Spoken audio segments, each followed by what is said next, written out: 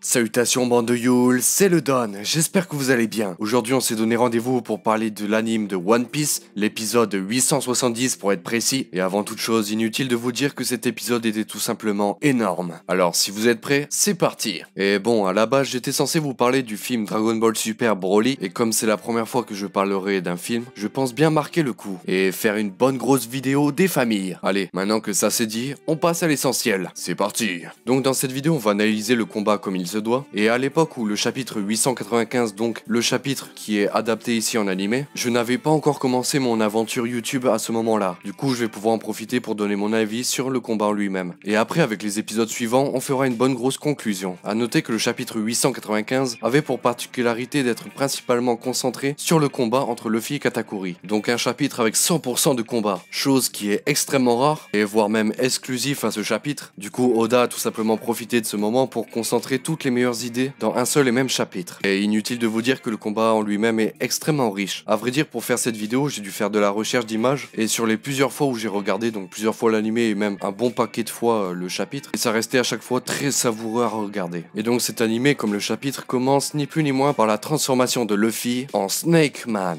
Bon, on va commencer par analyser cette fameuse transformation, et pour faire un comparatif avec le Bound Man, Luffy est beaucoup moins gonflé musculairement parlant que sa transformation précédente, et il concentre uniquement son haki sur les avant-bras et les jambes, et non plus sur une bonne grosse partie du buste. A noter aussi que cette transformation fait grandir Luffy. Il y a aussi ses cheveux qui, pour une raison totalement obscure, ont quadruplé en longueur. Il y a aussi des petits changements au niveau de ses pupilles, qui s'agrandissent et qui deviennent rouges, un peu comme Katakuri quand on observe bien. Bon, c'est sans nul doute un message visuel pour nous signaler que Luffy, avec son fruit du démon combiné au haki, le met dans un état d'esprit complètement inédit. Donc l'objectif avec cette transformation, contrairement au Bound Man, il lui servait à provoquer des attaques tout simplement dévastatrices, donc utiliser un maximum de force pour un maximum de dégâts, mais ici à provoquer des attaques beaucoup plus concentrées, où toute la puissance est dirigée vers un seul et unique point. Et en effet, petite particularité, Luffy n'attaque plus les points fermés, mais avec les premières phalanges. Et ça, dans un premier temps, ça permet tout simplement de gagner en rapidité. Bon, je sais pas si Oda y a vraiment pensé, mais ça paraît évident quand on s'y connaît un petit peu en combat. Quand on ferme les points, tout simplement, ça contracte les muscles de l'avant-bras, et à cause de ça, tout simplement, on perd en portée, et en rapidité, tout simplement. La logique est simple, si on cherche en rapidité, on perd en puissance, et inversement. Mais là, petite subtilité, enfin grosse subtilité, c'est que Luffy développe sa masse musculaire pour gagner naturellement en puissance. Du coup, le véritable objectif de cette transformation, c'est d'appliquer des attaques cinglantes. Donc on cherche à affaiblir l'adversaire à l'usure, et non plus au bourrinage comme avec le Bound Man. Voilà ce qui justifie en partie le nom de Snake Man. Et l'autre partie, justement, on va le voir dès le début, parce que l'animé prend le point de vue de Katakuri. Le mec découvre la transformation et ses capacités en même temps que nous. Luffy a gagné considérablement en rapidité et en agilité. Luffy projette sa première attaque, donc le Gom Gom Kolvorin, ou comme par hasard Coulevrine en français. C'est le nom d'un canon qui sert au tir de longue portée. Bon, à vrai dire, il n'y a pas vraiment d'inédit à ce niveau-là, parce que cette attaque, il avait déjà utilisé contre Doflamingo. Avec son mélange de fruits du démon et de haki, Luffy peut contrôler la direction que prend ses coups, et peut décider et revenir sur la direction qu'il peut leur donner. Et comme on l'a vu, c'est très pratique si jamais il se foire au premier abord. À condition bien sûr de pas se faire dégommer entre temps. Donc symboliquement, ses bras sont comme des serpents qui se déplacent dans les airs. Et ça c'est beau, ça on aime. Il y avait même un moment assez bizarre où Luffy commence à parler à sa propre attaque. Et il donne par la même occasion une information assez stylée. Il dit que plus son bras s'allonge, plus il gagne en vitesse. En vrai je sais pas vous, mais la première fois que j'ai vu ça, genre j'ai tiqué, ça m'a paru bizarre. Dans le doute, j'étais à deux doigts de sortir mes cours de physique, véridique. Mais quand on réfléchit, ça ne fait que prouver qu'au final, c'est le haki qui permet au bras de Luffy de s'allonger plus que l'élan que lui-même a donné dans son coup. En tout cas, je trouve l'idée complètement ouf. Et quelque part, ça confirme ce que je disais sur le haki dans ma vidéo, tout simplement la plus regardée de la chaîne. L'énergie spirituelle qui prend forme en haki nous donne tout simplement un aperçu du mental de l'utilisateur. Et que donc avec cette logique, on peut le considérer comme le prolongement de la volonté de justement cet utilisateur. Du coup, voilà, Luffy parle à sa propre attaque comme si elle avait sa propre volonté. Mais aussi et surtout pour renforcer cette idée de serpent. Du coup, quelque part, ce combat, on peut le considérer comme un prétexte pour voir deux mecs pousser le délire du fruit du démon à leur maximum. Et bien sûr, Katakuri lui aussi a pu faire de belles démonstrations, sachant que lui a éveillé son fruit comparé à Luffy qui lui n'a rien de tout ça. Mais quand on y pense, et il faut le dire, la plus grosse différence qu'il y a entre Luffy et Katakuri, c'est que Katakuri a beau être plus fort et plus rapide que Luffy, son fruit du démon ne lui permet pas d'encaisser pleinement les attaques. Et justement, c'est tout l'intérêt de lui donner un haki de l'observation surdéveloppé, mais aussi des capacités spéciales par rapport à son fruit du démon, et justement ça avait fait débat à l'époque. Justement, on savait pas s'il avait un Logia ou un Paramecia. Et Eiichiro Oda nous avait confirmé au final qu'il s'agissait d'un Paramecia spécial. Du coup, voilà voilà, Katakuri, au lieu d'encaisser les coups, peut modeler son corps de telle sorte à laisser passer justement ces derniers. Du coup voilà, cette capacité du haki de l'observation surdéveloppée, ça le rend complètement invulnérable. Et voilà, on s'en rend vite compte que le mec sans son haki de l'observation, face à un Luffy en Gear 4, il n'aurait jamais pu tenir. Hop là, ça c'est dit. Alors que Luffy, lui, il est en caoutchouc, il peut tout encaisser. Ce n'est pas parce qu'il est frappé par des coups enduits de haki que forcément il perd son élasticité. Le véritable point faible du fruit du démon de Luffy, ça a toujours été les armes tranchantes. Lui, Katakuri, c'est plus un bourrin, il fait des attaques contendantes. Et tout ce que j'ai dit là, ça peut faire écho à ce que disait Luffy à Katakuri vers le début du combat, où il disait que le caoutchouc, justement, ne peut pas perdre face au Moshi. Spécial dédicace à Katakuri qui se transforme en pneu. Il y avait un moment qui était chelou aussi, c'était juste avant que Katakuri se transforme en pneu, à un moment donné, le mec commence à fondre et à se dissiper par terre, pour ensuite justement se transformer en pneu. Mais je suis le seul à voir tilté, mais c'est au taquet de cheaté ça. Le mec peut disparaître comme il veut dans la nature et réapparaître que sous la forme qu'il veut, et où il veut. S'il l'avait utilisé dès le début du combat, si bien utilisé, il aurait pu terminer Luffy comme il voulait. C'est ballot quoi, ça fait une petite incohérence, mais bon voilà. Après c'était que dans l'animé, j'ai pas vu ça dans le manga. Après voilà, le but derrière ce combat c'était d'apprendre à Luffy à améliorer son acquis de l'observation. Justement, comme on l'a vu au début de l'épisode, avec la discussion en différé on va dire, Luffy a plus ou moins rattrapé le niveau de Katakuri. Finalement c'est ce passage qui justifie l'apparition du Snake Man, et donc Luffy et Katakuri qui se la donnent pour de vrai là. Deux bonhommes torse nu qui crachent du sang, qui se mettent des patates de forain, ça, c'est ça qu'on veut putain. Katakuri au début de l'épisode il était comme Randy Marsh dans South Park, il crie sur Luffy, ah viens qu'on se la donne et tout genre. Toujours dans l'excès le mec. Et pour en revenir justement à l'invulnérabilité de Luffy, Katakuri il a eu beau lancer des attaques à pleine puissance, Luffy était encore en pleine forme. D'ailleurs il y a eu cette scène assez bizarre où Luffy commence à péter un câble au fond de son trou et à dire que de la merde. Quand on y pense, Katakuri on sait pas trop comment il fait pour encaisser une attaque du Gear 4. Luffy a beau être plus rapide, pour en revenir à ce que je disais tout à l'heure, mais la force de frappe du Gear 4 reste quand même magistrale. Tout ce qui fait la beauté de ce combat en quelque sorte, c'est d'avoir un combat égal à égal, d'homme à homme, mais un combat loyal quoi, dans un monde de pirates. Mais bon voilà, à la base c'était un combat à mort et voilà, ils ont fait ça pour le sport quoi. Octogone, sans arbitre, sans règles,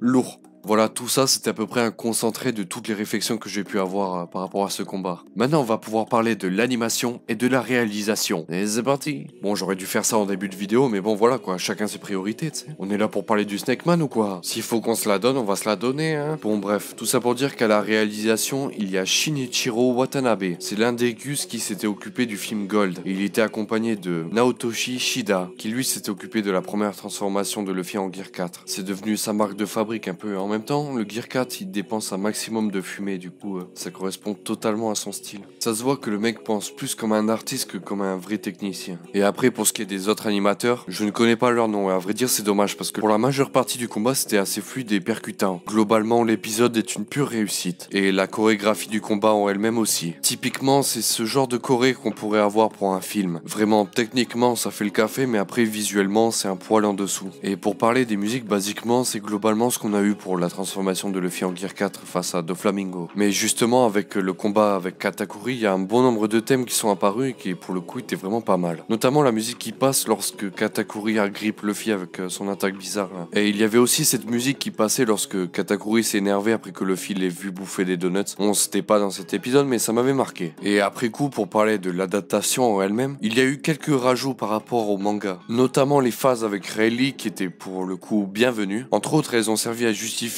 l'apparition du Snake Man tout simplement. Après ça revient à ce que je disais tout à l'heure par rapport à la vitesse et à la puissance. Je vais pas retourner dessus, mais il y a aussi la relation Luffy-Rayleigh qui était pas mal aussi. En tant que maître, il va lui sortir des petites punchlines qui font son effet. Comme par exemple lui dire que la douleur est pratique à l'apprentissage, tout simplement parce que la conscience naît de la souffrance. Pour juste après éclater Luffy en Gear 4 comme il se doit, dans le plus grand des calmes. Il y avait aussi ce passage sous la neige, où Rayleigh tease carrément l'arrivée de Katakuri. Et Luffy dira par la même occasion quelque chose de très intéressant. Pour que Luffy se mette à affronter sérieusement quelqu'un, il faut que son comportement ne lui revienne pas. Et justement, il répond à Rayleigh que d'abord il doit s'intéresser à sa personnalité. Et enfin, cette petite phase dans le bar de Chimney, où Rayleigh boit en souvenir du passé, voilà. Bon, c'était une tentative de l'épisode pour nous tirer des frissons, ça. Et donc Rayleigh qui pense à Gold Roger et fait un parallèle avec Luffy en espérant que ce dernier le surpasse. Au début, on pouvait simplement considérer que c'était des flashbacks avec Rayleigh qui étaient pertinents avec ce que l'histoire nous racontait. Mais finalement, dans cet épisode, on a vu que c'était une intrigue parallèle et qu'elle s'est conclue ainsi.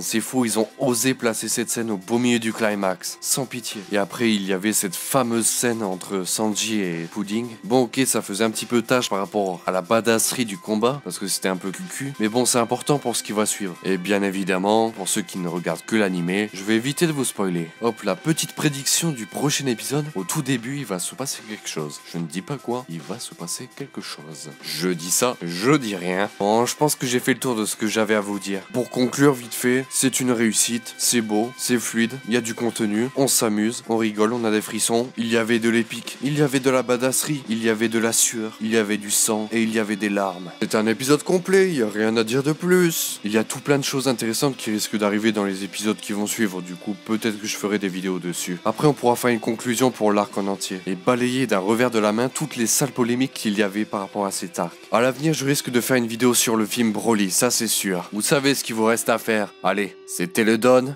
pour vous servir.